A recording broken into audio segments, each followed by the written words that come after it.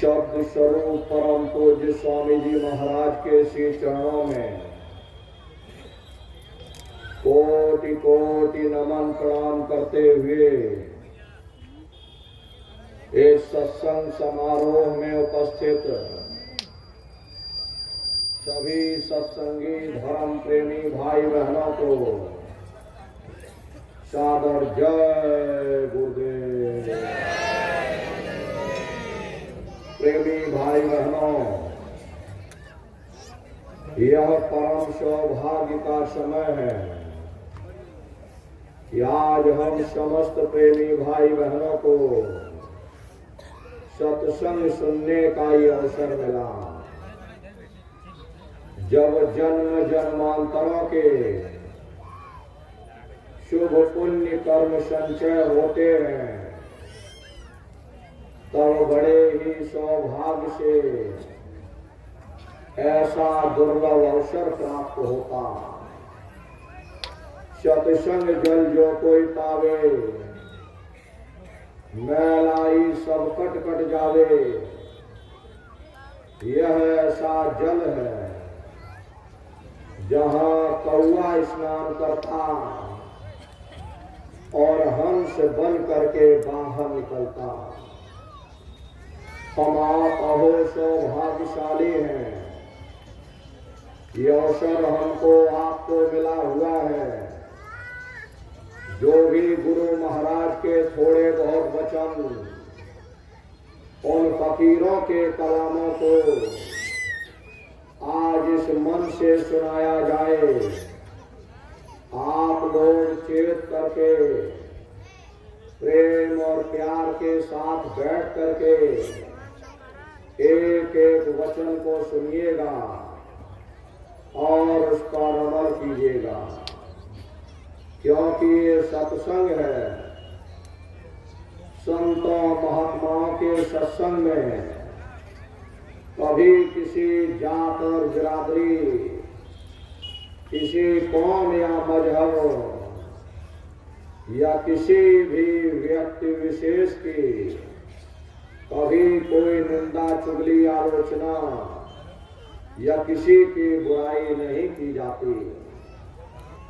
यह तो बड़ी गलत बात है कि अगर हमारी अकल के मुताबिक कोई उस मालिक की भक्ति नहीं करता तो हम डंडे और तलवारें दिखाना शुरू कर देते, उसे डराना और धमकाना शुरू कर देते। हमें तो उसे प्रेम से समझाना चाहिए कि भाई इस रास्ते पर चल करके हमारा ये फायदा हुआ है। अगर तुम्हारी अकल में आता है तो तुम भी इस रास्ते पर चलकर अपना फायदा उठा सकते। सत्संग कैसे जानिए, जिते का नाम बखान। सत्संग वह जगह है जहाँ केवल शब्द या नाम का प्रचार किया जाता, मालिक से मिलने का प्रेम और प्यार पैदा किया जाता। इसीलिए प्रेमी भाई बहनों, संतों महात्माओं के सत्संग में कभी किसी जात और बिरादरी, किसी कौम या मजहब या किसी भी व्यक्ति विशेष की कभी कोई निंदा चुगली आलोचना या किसी की बुराई नहीं की जाती। हरे नर नारियों, जब हम लोग इस संसार में पैदा हुए तो ना कोई जात और बिरादरी लेकर के आया, ना कोई कौम या मजहब लेकर के आया, ना कोई अपना नाम लेकर के आया। सिर्फ नंगे रोते हुए हम लोग इस संसार में पैदा हो गए। बाद में जो औजार उस परम पिता परमात्मा ने बख्शे, मन बुद्धि और चित्त, उससे जब हमारे अंदर चेतना आ गई तब हमारा नाम पड़ गया कर्म के अनुसार हमारी जाति बन गई। धीरे धीरे हमारा फैलाव दुनिया में होता चला गया। हमने बाल बच्चे बना लिए, हमने रिश्ते नातेदार बना लिए, हमने कुटुंब परिवार वाले बना लिए, हमने जमीन जायदाद हासिल कर ली और इसको अपना समझ करके हम आप यहीं पर बैठ गए। फिर जब जाने का वक्त आया तो फिर आपको यहाँ से खाली हाथ भेज दिया गया। न आपके साथ आपका ये नाम गया, न आपके साथ जात और बिरादरी गई, न आपके साथ ये जमीन और जायदाद गई। अरे जिस छाया को प्राप्त करने के लिए आपने अपना पूरा जीवन गुजार दिया, तो न माया हाथ में आई, न छाया हाथ में आई, खाली हाथ आए थे और खाली ही हाथ आपको यहाँ से वापस भेज दिया गया। कहने का मतलब ये है, उस परम पिता परमात्मा ने अति दया और कृपा करके आपको यह मानव तन दे दिया, ये मनुष्य शरीर दे दिया। इससे बढ़ करके आप लोगों के ऊपर उस परम पिता परमात्मा की कोई दूसरी दया कृपा हो ही नहीं सकती। उस मालिक ने बहुत बड़ी दया कर दी, आपको यह मानव तन दे दिया और आपको स्वतंत्र कर दिया गया कि भाई मैंने तुमको यह मनुष्य शरीर दिया है तुम्हारी जीवात्मा के रहने के लिए। मैं तुम्हारी जीवात्मा को इस मनुष्य शरीर में बंद करता हूँ। तुम मेरे मकान के द्वारा उस मालिक की भक्ति करके अपनी जीवात्मा का कल्याण करा लेना। मैंने कुछ समय के लिए ये किराए का मकान तुमको दिया है। जब समय पूरा होगा मेरे सिपाही आएंगे, उस समय तुमको यह किराए का मकान खाली करना पड़ेगा। उस समय न जमीन जायदाद काम आएगी, न रुपया पैसा काम आएगा, न डॉक्टर वैद हकीम काम आएंगे। अरे मन को, बुद्धि को, चित्त को और इस जीवात्मा को निकाल करके इस शरीर से बाहर कर दिया जाएगा।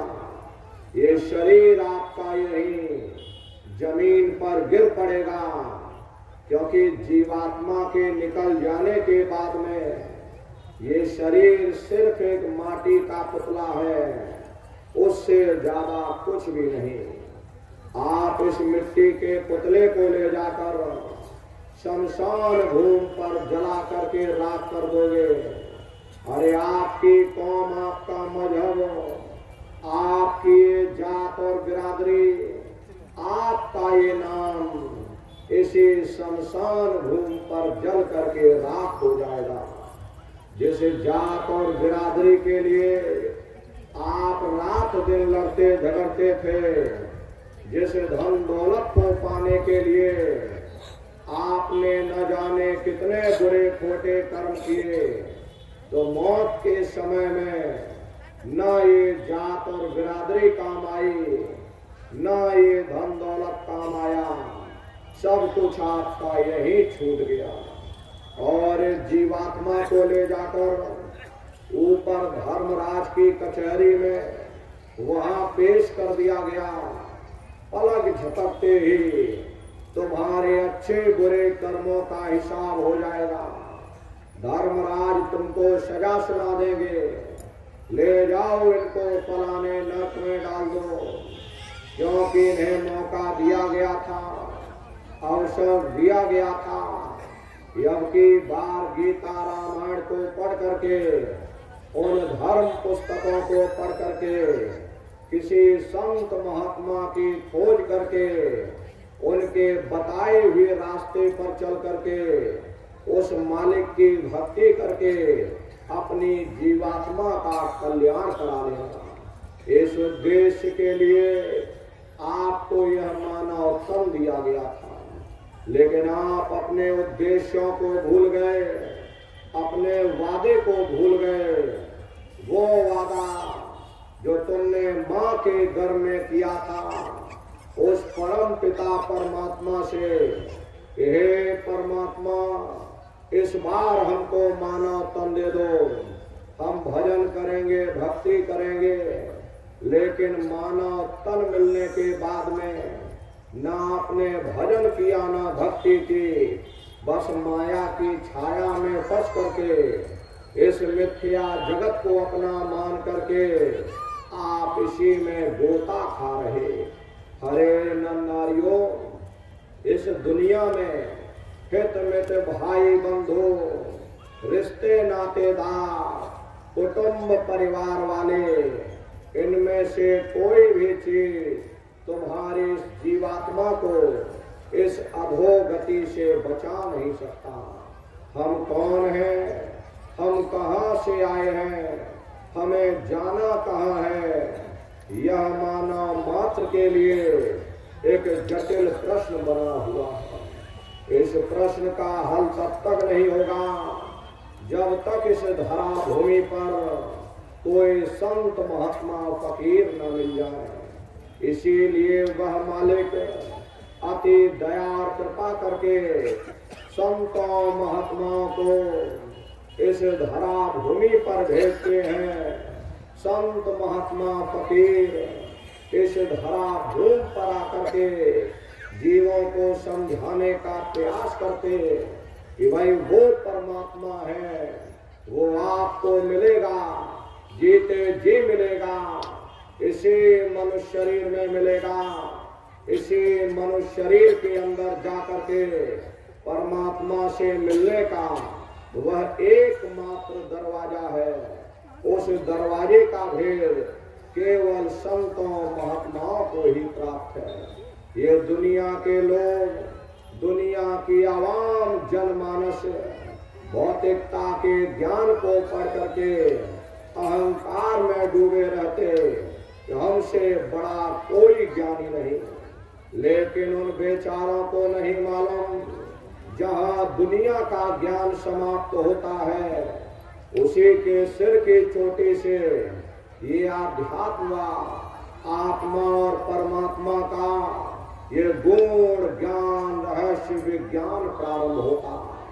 उस विज्ञान को पाने के लिए सबसे पहले जरूरी है कि पहले आप मानवतावादी बने, मानव धर्म और मानव कर्म को अपनाएं।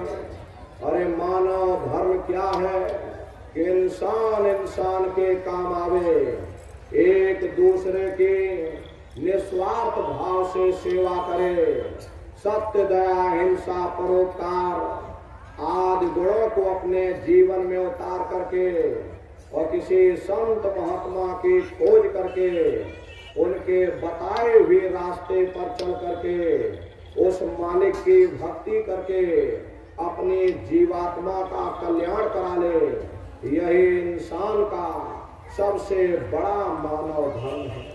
लेकिन आज इस कलिकाल में ये दुनिया की आवाम जनमानस इंद्रियों के भोग और वासनाओं में, शराबों और कबाबों में, मांस मदिरा में सुख ढूंढने की कोशिश कर रही है। ये चरित्र पतन जैसे कार्यों को अपना करके ये आवाम जनमानस कैसे सुखी हो सकती है। पहले अपने चरित्र जैसे धन को संचय करो, क्योंकि चरित्र ही सब कुछ है। चरित्र ही मानव धर्म की पूंजी है। जो इंसान अपने अखलाक ईमान को बरकरार रखता वही इंसान चरित्रवान है। ये दुनिया भर के रगड़े झगड़े, पिता पुत्र में लड़ाई, आदमी औरत में लड़ाई, घर परिवार में लड़ाई, समाज में लड़ाई, जातियों में लड़ाई, मुल्क में लड़ाई।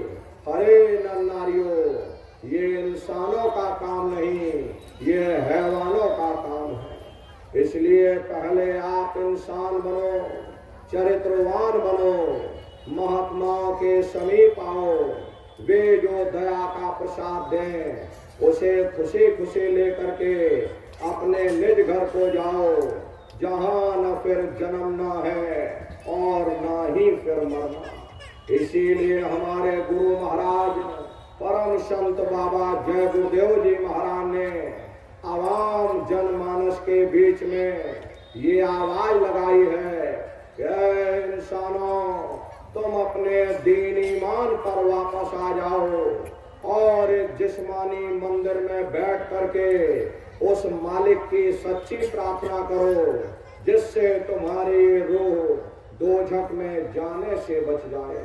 अरे हम माने ना माने, लेकिन संत महात्मा त्रिकालदर्शी होते, वे सब कुछ जानते हैं। अगर हम उनके वचनों को मान जाएंगे तो हम लोग बच जाएंगे, नहीं तो खाई और खंदक में जाकर गिर जाएंगे। इसीलिए अभी वक्त है उस मालिक से सच्ची प्रार्थना करने का, खुदा के सामने अपने गुनाहों की माफी मांगने का, धर्म मजहब के नाम पर लड़ने झगड़ने का नहीं, जात और बिरादरी के नाम पर लड़ने झगड़ने का नहीं। अरे हमने बहुत लड़ लिया, बड़े बड़े झगड़े और फसादे की, बड़ी बड़ी नुक्ताचीनी की, सिवाय नफरत के हमको क्या मिला। नफरत की ऐसी ज्वाला जली जिसमें घर जल गया, परिवार जल गया, समाज जल गई, जातियां जल गई, अब सारा देश जल उठा। इसीलिए सारी मानवता बहुत थक गई। हर कोई ऐसी छांव चाहता है जहां उसे ठंडक मिले, शांति और सुकून मिले, और ये सब वहीं मिल सकते हैं जहां शांति के संदेश होते, सुकून के संदेश होते, मानव धर्म और मानव कर्म के संदेश होते। और ये संदेश केवल संत महात्मा फकीर देते हैं, जो समदर्शी होते, जो समस्त जीवों के अंदर उस प्रभु के अंश को देखते। ऐसे समदर्शी उन महात्माओं की खोज करो। ये मत देखना कि महात्मा किस जाति के हैं, महात्मा किस बिरादरी के हैं। अरे जातियां कर्म के अनुसार बनाई गई, जन्म के अनुसार नहीं।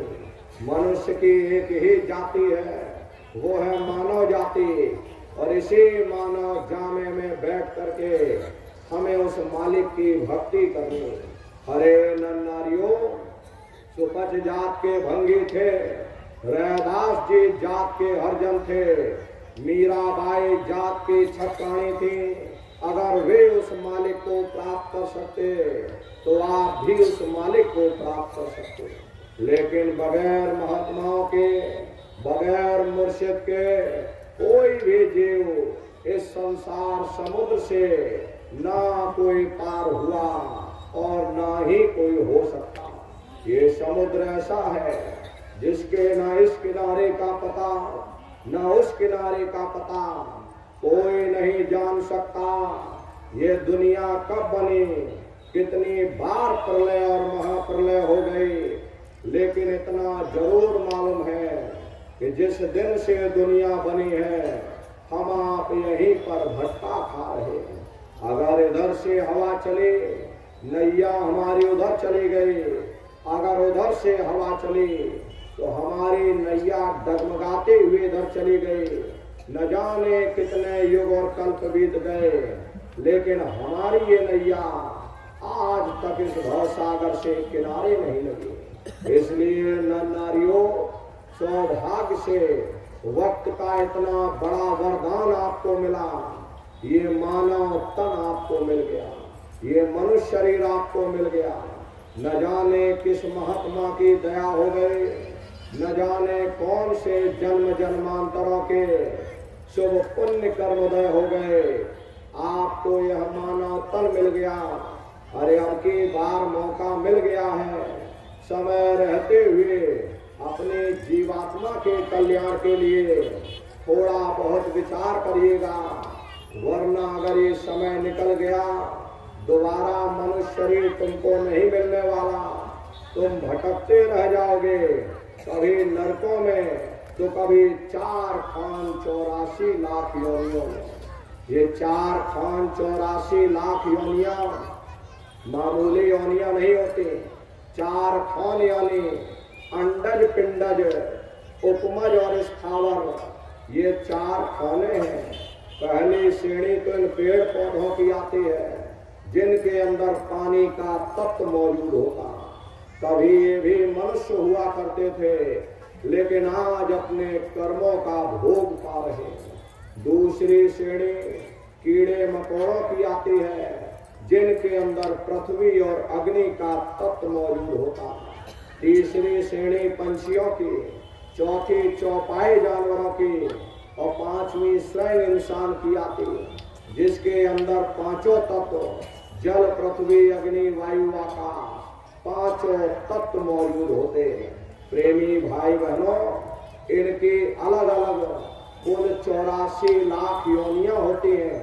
4 खानों की कुल 84 लाख योनियां। अब आप पेड़ पौधों को देखिए, आम का पेड़ अलग है, नीम का पेड़ अलग है, पीपल का पेड़ अलग है।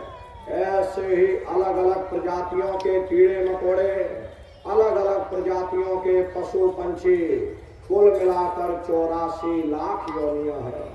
हम दुनिया के जीव अनंतों अनंत युगों से अपने अपने कर्म के अनुसार 84 लाख योनियों में भटका खा रहे। 84 लाख योनियों की सबसे आखिरी योनि गाय और बैल की योनि होती है। गाय स्त्री का रूप धारण करती है और बैल पुरुष का रूप धारण करते हैं।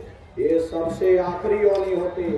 उसके बाद में तब जाकर के हमको यह मनुष्य शरीर प्राप्त होगा। इसीलिए कहा गया कि बड़े भाग्य मानुष तन पाया, बड़े ही सौभाग्य से हमको यह मानव तन मिला। बड़े से बड़े देवता भी इस मानव तन को पाने के लिए तरसते हैं, क्योंकि प्रेमी भाई बहनों, इन 84 लाख योनियों से, इन जेल खानों से निकलने का केवल एक ही दरवाजा है और वह केवल मनुष्य का शरीर है।